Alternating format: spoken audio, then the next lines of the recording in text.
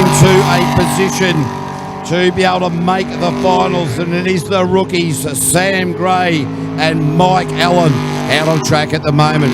These guys had a couple of interesting runs early in the day. They got a DNF. They posted times thereafter though, so these rookies along with the B drivers doing very well here indeed.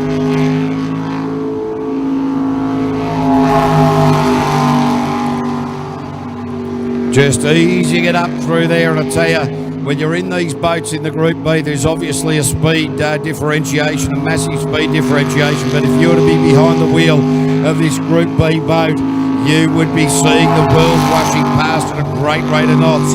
47.063 is the split there for Sam Gray. Cavey, I'll tell you what I've got down here. I've got Nick with the Big Berries Berryman. We're going to have a bit of a talk with him next, so we'll let this finish so the crowd can hear this, because I just come to us straight after it. All right, so Sam Gray across the line there with a 1.04.549, 64.549. Down to you, Leighton. Righto, we've got Nick Berryman here, and I tell you what, we were just talking about this big race in the super boats that's coming out. We got 4 boats right at the top of the table. Obviously, you were over in Aussie and did a big thing, two in the world. Came back with a massive smile. The Riverjet machine. What do you got left, mate? I'll tell you, you did this to an Aussie. Tell us where it's going to be. Oh, we had an issue in the last round. Come out there, got to lay it down, just a hairpin, a bit hot into that. But 51s, you know, there's some tidy boats out there, and they're coming out every which way. So who knows, that top 6 is going to be a real battle. Righto, you see yourself there though. We know the Riverjet's there. We know you don't come here to make up the places, so I know you've got a bit left. What do you got? Chuck it out there, mate. We're looking forward to seeing when that 5th qualifier brings. Definitely we'll be looking for a top 6, but even further be nice. Cheers. Righto, mate. All the best, Nick. Thanks for your time. We're looking forward to it. See you, mate. All right, as we go back to Sam Tweedy and Darcy Redstone out on track. I don't have a lot of information about these boys. We might need to chase that up for the next meeting. Running the Eagle boat really, really tight up against the tyres, coming down towards the hairpin. A dangerous move as far as I can see, particularly for those that are reasonably inexperienced, as in Sam Tweedy and Darcy Redstone. But look, these guys are doing quite a good job indeed, and have posted a time each and every time. Their best is a 63, so from the outset today, they have come down some 11 seconds from their previous best time. So that's a really good deal for these guys. This Eagle Hull across the line now with a 63.032, 103.032. So that is their quickest time of the day by 0.15 of a second. This is our last qualifying run across all 3 classes here, ladies and gentlemen. Then we are going to go the top 9. From there, we find the 6 fastest boats in each category. They will run off to find the top 3 in each category. And then from there, we will find our 1st, 2nd and 3rd places. Things are hotting up. The cloud's coming over, but I tell you what, the atmosphere is hot. The racing's red hot. The air is nice out there. You won't be getting too sunburned. Here we go. We've got some more all the way from Hastings, these youngsters. Yeah, Ollie Bird and Millie Simons. And I'll tell you, these guys haven't got out of high school. Oh, I know, it's crazy. When you look at them come past with their helmets on, mate, they remind me of me young fella buddy 5 years ago. So just great to see. Look at the way they're attacked. This is his first meeting, don't forget. Ollie was navigating for last year. First time in the pilot seat. And Millie, first time in the seat. Yeah, I think this is absolutely brilliant. And, you know, plenty of kids can aspire to this. This is the cheap form of motorsport racing, and they do such a good job. The Team Simmons down there, just, you know, with the 4-boat team, there's a lot of work goes into all of this. And this young man, Ollie Birder, certainly had success last year, and he's just approaching this with such a level head. I remember trying to teach this young man how to drive a car a couple of years ago, and he kept stalling it. But across the line there at a 59.336, they'll be really happy with that. 59.336. He's still coming down in that 59 in the Group Bs. Seems to be a very, very tight lot of them. There's about 5 boats in that 59 number. So, and of course we know there's a 57, I think, from Tim Edhouse, and possibly I thought I saw Bevan Schuler with a 58. So yeah, Hayden Wilson was also in the 57 mark as well. Righto, so it's very tight at the top. Here we go, another Naki man coming out here. Chris, Hildred Motors as sponsors, the professionals. Chris Rasmussen, beautifully presented boat. This is the ex-Graham Hill machine. Had a bit of a misfire earlier. I'm not sure whether it's the rev limiter chip he's got in it or whether he's just not quite got it jetted, but it certainly sounded good off the line. Yeah, he seems to be easing it out into that first right-hander, which is a little bit unusual in a Group B sense, because you certainly got plenty of runway to get in tight to that apex and run that out a little bit wider. But it's working well for him, working well enough. I really just sort of hit the rev limiter there, just got off the gas a little bit too early coming into that hairpin, going the wrong way, did an extra lap around that island. Now just straightens it up, back on track now. So that rotational error is what you want to do in Q5. You don't want to be doing that if you make it into the top 9, because those sorts of mistakes will throw you out of racing for the rest of the day, and you certainly don't want to be having that. So Chris Rasmussen and Holly Sutherland, the split is obviously well down to the 49. So that'll show you that extra 7 seconds to take around that centre island because of that rotational mistake is certainly going to play very, very big in the outcome of this.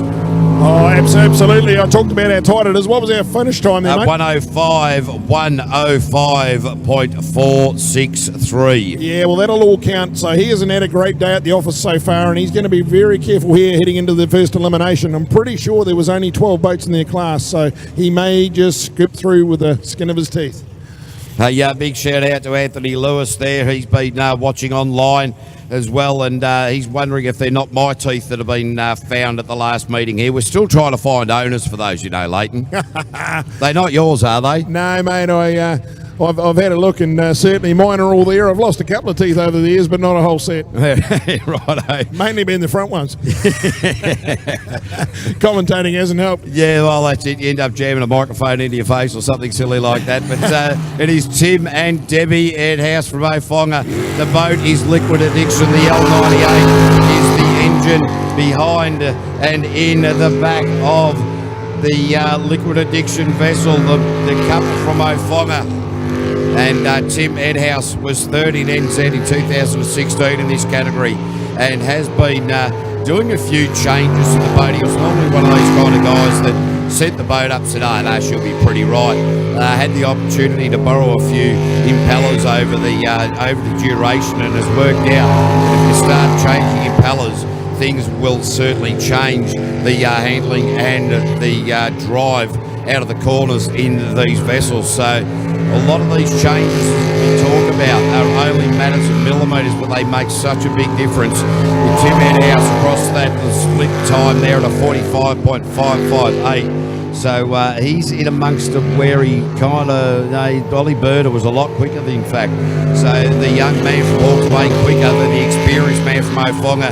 Oh, very brave lines from Tim Edhouse, and a 102.456.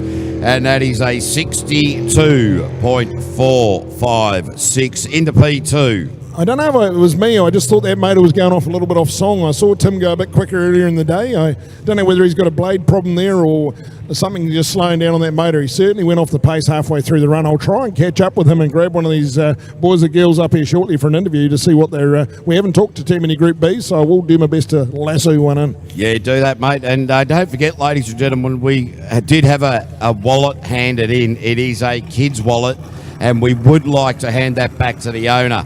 Because we know how hard it is to save your Vickies. All right, make sure out of limits. Well, I tell you what, they don't seem to have got that blade set up any better at all. Really on and off the throttle on the entrance there. So, oh mate, he's feathering hell out of it to try and get some hook up there, and I don't know if that's going to help too much at all. But certainly now he's on the speed, he's away. But low down's where it's going to cost him. Yeah, that's right. Just losing that time and having no momentum coming out of the start chute really does cost you. And this Group B category, all being very heavily restricted engines, all around producing around about 500 horsepower, it is absolutely imperative that you get as much pace going over that beam as you possibly can. And just that on and off the accelerator, not quite onto it, is it? Yeah, Craig Shaw had a horrible year last year with engine problems, just really dominated the whole year, but he's certainly been on and off the throttle here today. Good to hear the motor sounds strong as he's bringing it home now, but he's one that can get along quick, but I just haven't seen him finish too many races.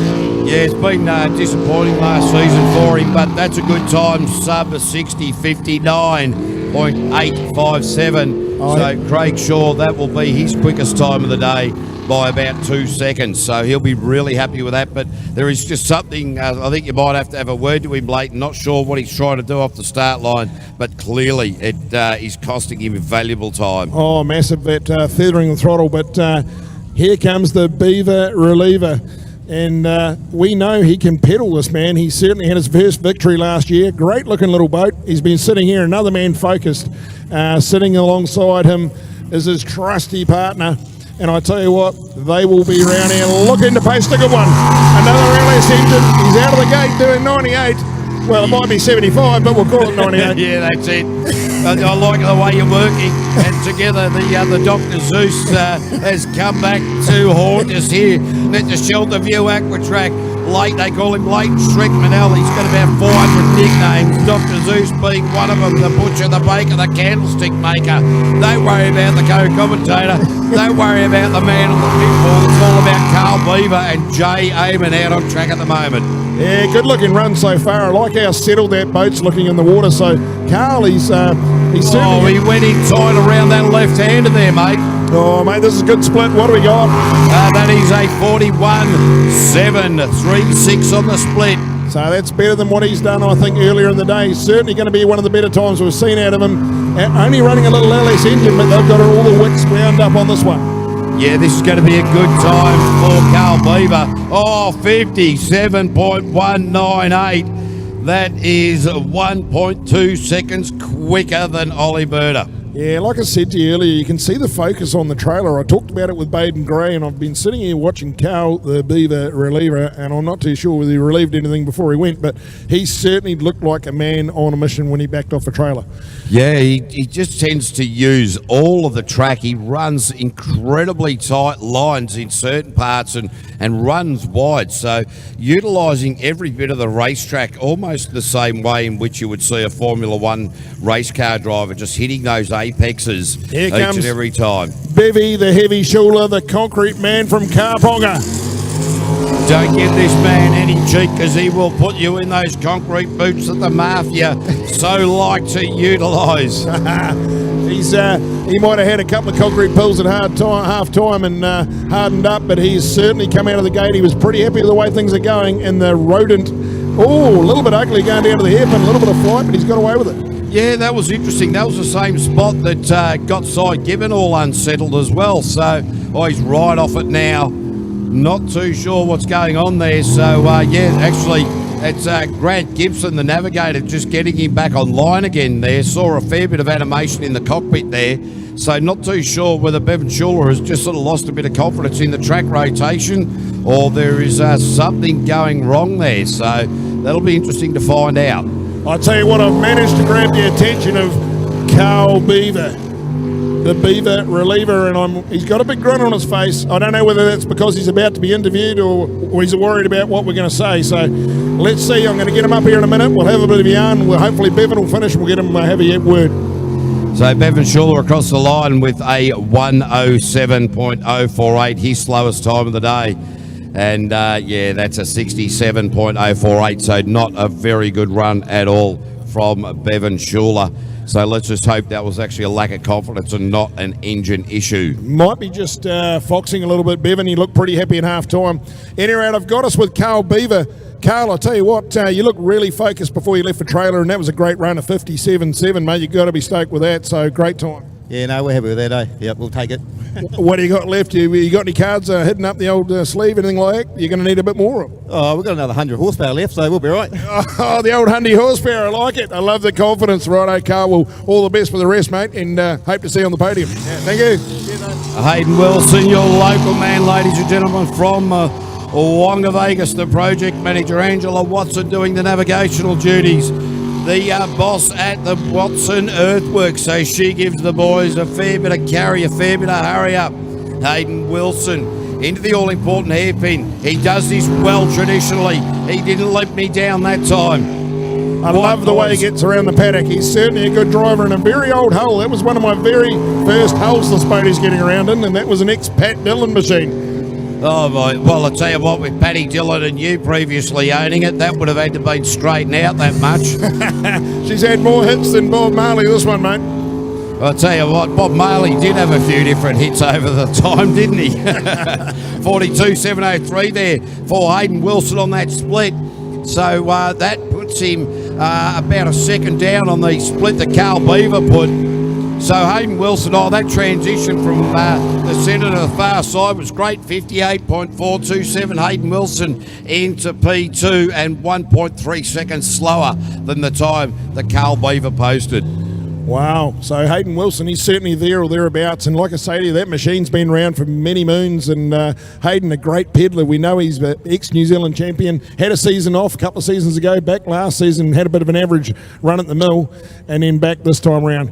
Here comes the boat that I really love. Love the colour. I love the girl driving it. And it's Kel Manel in Girl Talk. Had a bit of a talk with her at half-time. She's found the throttle. She's focused. Let's see if she can join the 57-58 club. I'll tell you what, Kelly Manel launching off the line now. Cherie Patterson doing the navigational duties. And, well, these girls were saying at some point last year that this might be their last season racing. I really hope not, because Kelly Manel, 3 in NZ, does such a good job. The hairpin has caught her unstuck a few times. Not that time, I tell you. There must be somebody with intelligence giving her a few hints, a few tips. And I doubt that it's coming from the commentary team. One of the cleverest guys I know, and I know him well, it's myself. I tell you what, the Talk It Up Cup winner for 2018, Leighton Manel. Righto, here comes the split. Give us a hint. And it's a 43.532. So that is about 4th place thereabouts on the split time. So Kel's doing quite well, just now squeezing that throttle across the line. The time is a 60.426. So that puts her into P5 at the moment. Yeah, just went off a little bit of song there towards the end there. I could hear a bit of a flutter in the motor. I don't know whether she picked up a frog there or lost a lead, but certainly a little bit farty as it went across the line. So we'll look down. I'll see the mechanic Tim Patterson, engine rebuilders, and of course Cherie Patterson on the other side peddling in. So we've got Buttercup, one left. Thumbs up from the Buttercup. He's had a bit of an average day at the office so far.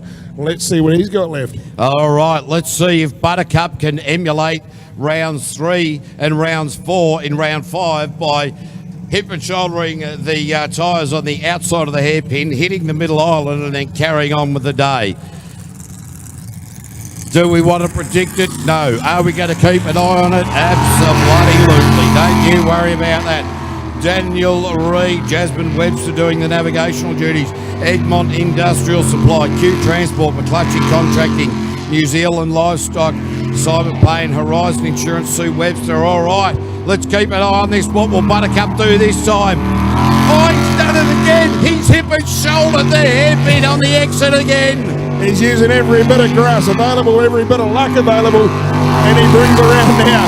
Buttercup has had a real touchy day so far. I tell you, I had a chat with his crew chief, Hasty, during the lunch break, and he said, well, it's a brand new hull. We've already had to knock the dings out of one side of it after every run. So Buttercup just keeps hitting that sweet spot. What was our split there, mate? 43.258, so he's in and amongst it. Righto, right about where we saw Kel's coming home strong though, looks good speed. He's really happy with the way that the boat's handling, except for his steering capabilities at the moment. And Daniel Reid into P3 with a 59.142. Wow, nothing wrong with that. He'll be happy with that. I don't know exactly what he's doing here. No, I think he doesn't realise he's finished. He's coming back for another victory lap. Buttercup, she's all over, mate. Wow, I tell you what, Buttercup finished that lap about 3/4 of a lap earlier. And Yeah. I don't know what he was thinking there, but a 59.142. So he's 2 seconds, just about 2 seconds on the knocker, short of the time that Carl Beaver posted. And that's a much better run there from Buttercup.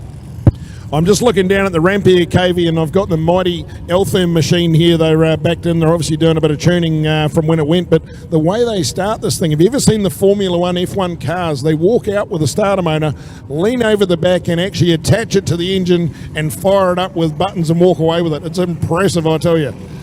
That seems very, very interesting way to do it, but certainly that's where we're going with technology and jet sprinting as we cast our eyes down to Bryce Barron and Caleb Barron, the boys from Carterton, the farmers in Fortitude Racing, the B drivers in this particular vessel. Central Auto Parts, the sponsors on board. So these guys, they had a couple of DNFs to start the day. Did not finish. In fact, they got the rotation wrong, so were classed as a DNF. The last two runs, they've got their times down to a 67. So 4 rookies doing very nicely indeed. So it is Bryce Barron and Caleb Barron.